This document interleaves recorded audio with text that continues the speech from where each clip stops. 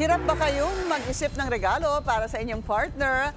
Bago yan problemahin, mabuting siguraduhin muna ang kanilang love language.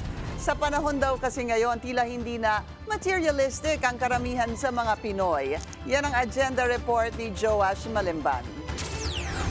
Kung dati ay naglalaki ang flower bouquets, mamahaling chocolates, o di kaya ay high-end jewelry ang sabik na inaabangan ng mga magsing irog tuwing sasapit ang Valentine's Day, ngayon, sapat na raw ang love and companionship. Ayon sa kalalabas lang na SWS survey, mula sa 11% noong 2023, umakyat sa 19% ang mas pumili ng love and companionship kesa pera. Ayon kay matchmaker at dating expert Coach V, hindi naman daw talaga kailangan ng mga engranding regalo para maging masaya ang Valentine's Day ninyo ng partner mo. Well, the reason why couples are giving each other gifts and men are giving women flowers and chocolates, it's not about the gift itself.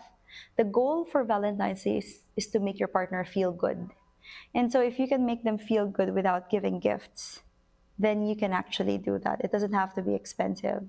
Dagdag pa ni Coach V, mahalaga ring malaman kung ano ang love language ng iyong partner. So one of the ways that you can do is understanding their love language.